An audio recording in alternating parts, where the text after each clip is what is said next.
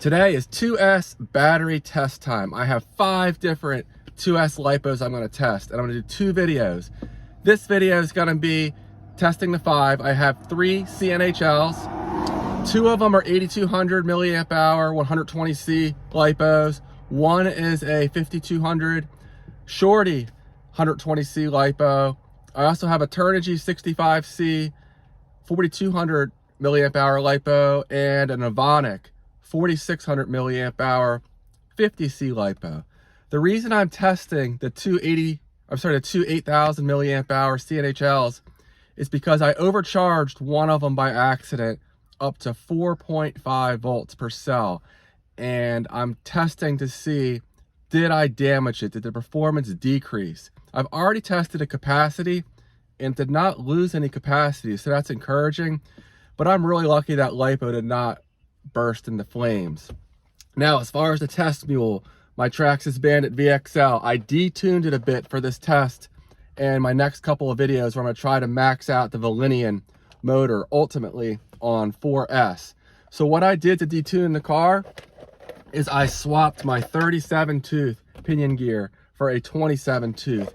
The Volinian motor does not have the torque to use that big 37 tooth pinion gear, so it actually will run a little faster and be a lot happier on this setup than with the taller gearing. And of course, the motor itself, I switched back to the Volinian, the stock motor, and the XTeam motors are a lot quicker than this, but this will be great for testing today because I don't want to try to pull too many amps from those Shorty LIPOs. They won't like it, and it's really hard on the ESC. Now, speaking of the ESC, I'll be running my ZTW Beast Pro G2 ESC. This has telemetry. So my plan is to run my cell phone on the car, get live telemetry on each pass, unless I screw it up, which there's a good chance I will, because it's hard to remember each time to get the phone recording just right.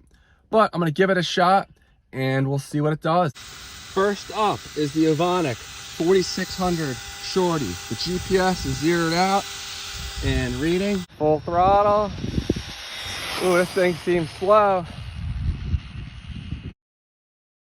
I guess I'll do 2 passes in each battery. Full throttle.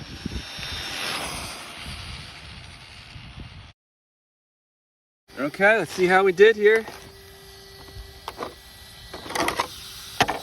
Ooh, not great. 58 miles an hour was the best. And let's look at the live telemetry data.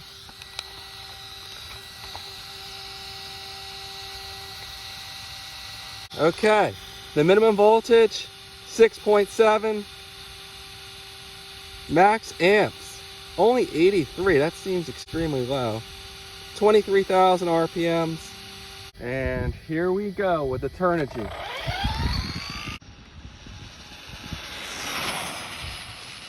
Seems maybe a little faster, but still not real fast.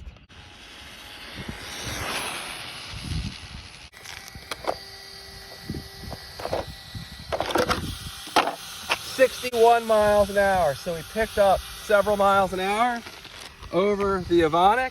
Okay, so a maximum of 85 amps. 7.1 was the minimum voltage, and 24,000 RPM, so a little better performance overall. Now next up is the CNHL. This battery is probably going to outperform the first 2 by a decent margin, but the problem is undersized LIPOs are going to underperform everything else being equal. The larger the capacity, with all the other specs being the same, the faster it'll go in a high amp draw device.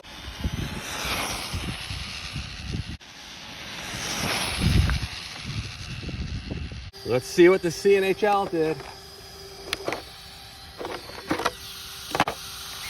62 miles an hour. I can't remember what the Turnigy did. I think that's only slightly faster. Almost 85 amps. The voltage dropped to 7.3, so it did not drop quite as low. And that's a spike. When I was actually running, it was probably more in the mid to higher 7s. but the RPMs were a little higher, so telemetry data all makes sense here. Okay, the CNHL 8000. Now this has gone as fast as 80 miles an hour in this car with a different motor.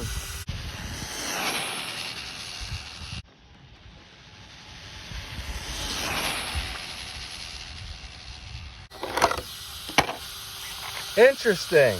88 amps.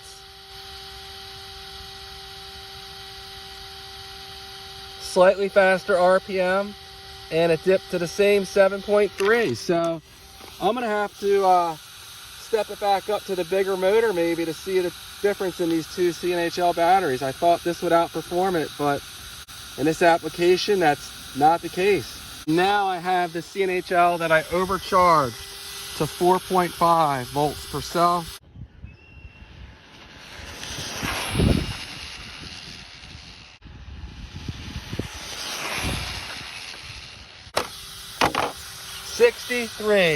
.1 miles an hour.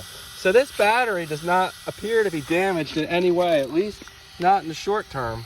7.4 was the minimum voltage, pulled like 1 more amp, I believe, and the motor speed was virtually identical. I did not check the motor temperatures this entire time, which was dumb, but I'm holding my finger on here and it doesn't start to hurt till like 7 or 8 seconds. So does not appear like the motor overheated, but it was running slow. I'm gonna have to go back and double check what I said about running this gearing's accurate. Maybe this is a little too short. I don't know.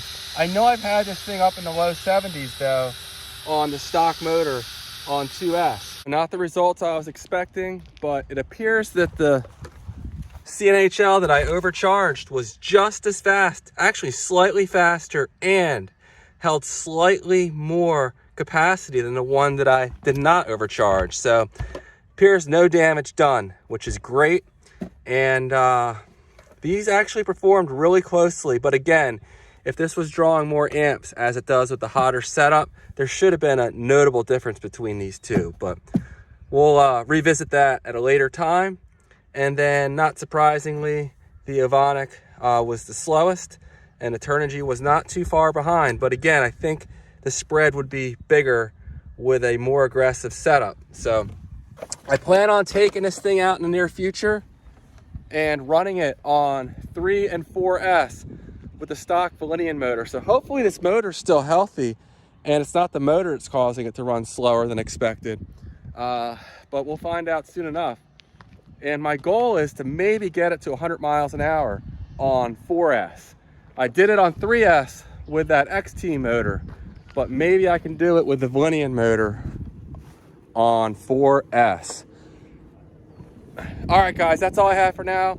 Thanks for watching. Please like and subscribe, and I'll see you in the next one. Take care.